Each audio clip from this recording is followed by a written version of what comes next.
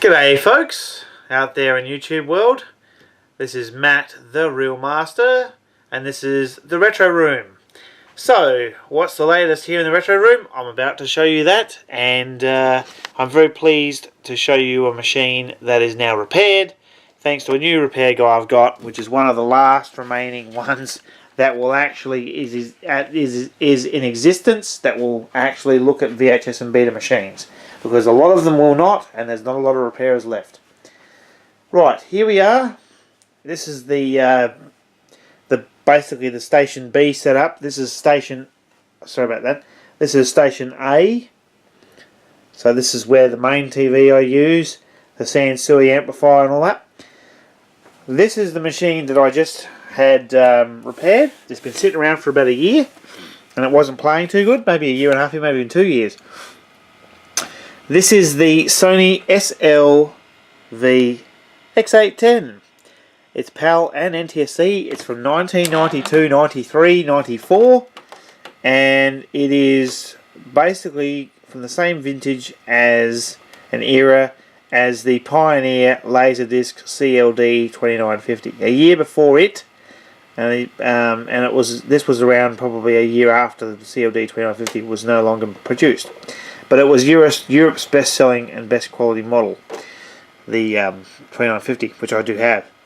So this is as far as I know, this is one of the first, if not the first, VHS, NTSC playback and recording machines. This will record in NTSC, CCAM, and in PAL using a PAL tape or an NTSC tape, if you wish.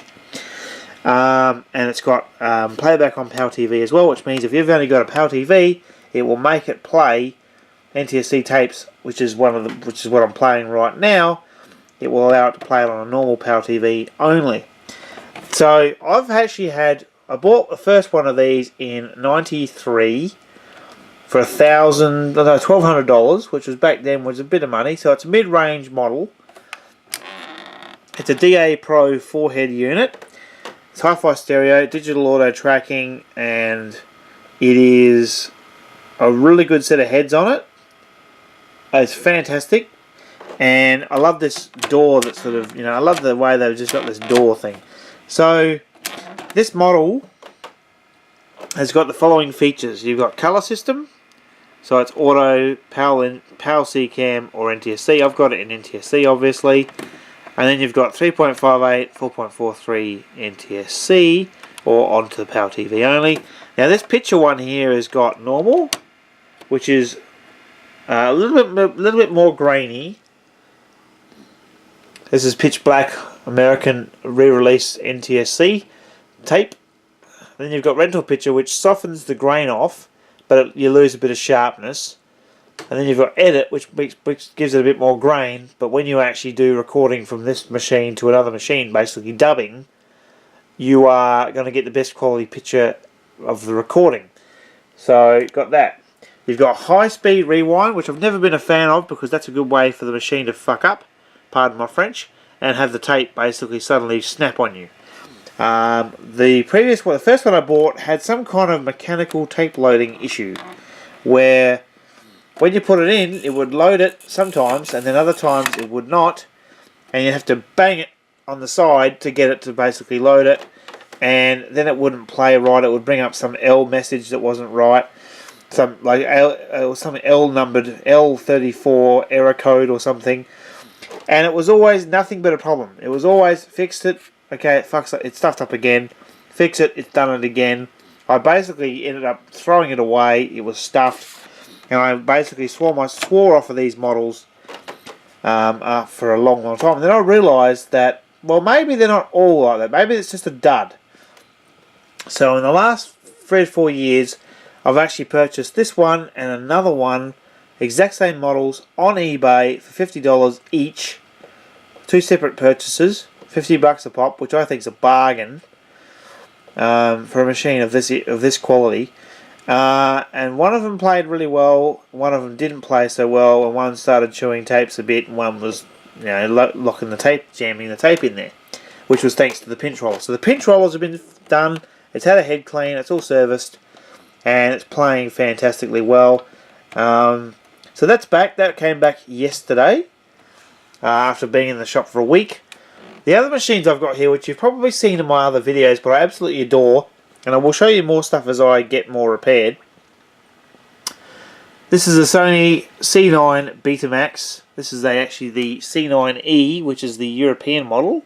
Germany, France, Belgium, all that sort of stuff. But not Scandinavian countries and all that sort of stuff. Whereas the Australian one, all Australian sold machines were actually codenamed AS, which is what this is. This is the C6, the world's first front-loading VCR. This one is the world's first world's first stereo Betamax.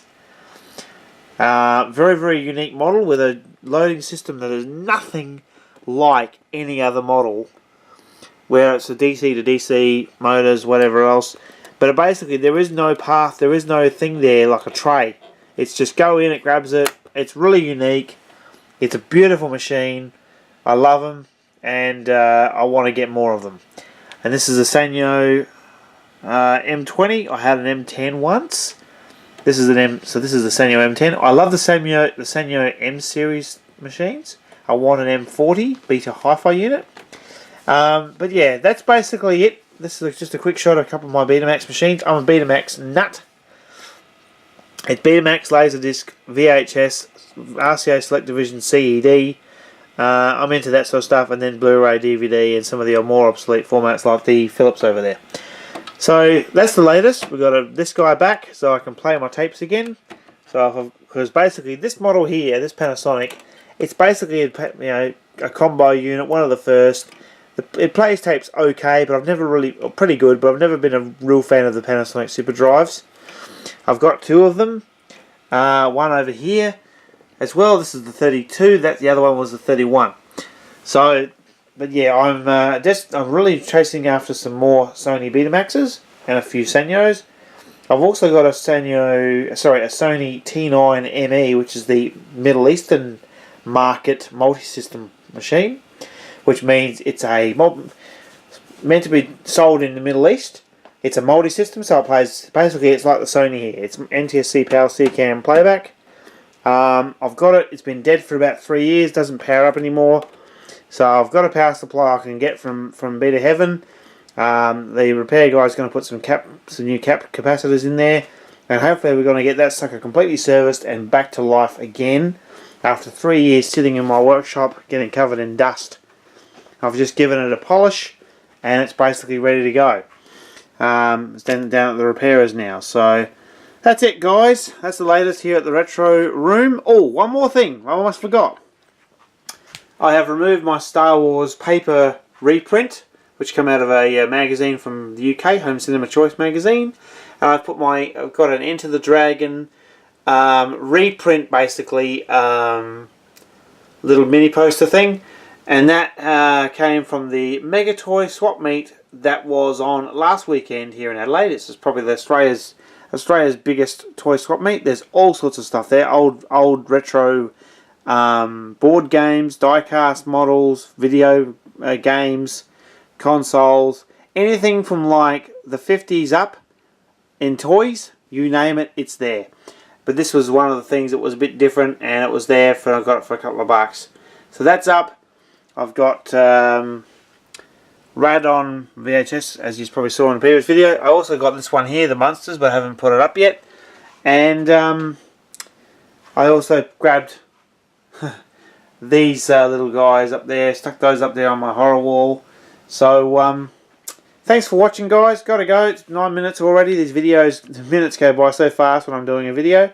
So that's it from the Retro Room. The Sony's back. I'm going to send out the Sony SLV X810 shortly. Down there, that black one down there for repair. Get that guy going. So take it easy, guys. And big shout out to Christian Hanna once again. And Sam Hatch, the Laserdisc guy. Everybody on YouTube that loves VHS, Beta, Laserdisc, CED, anything retro, obsolete, home video formats. I'm a fan.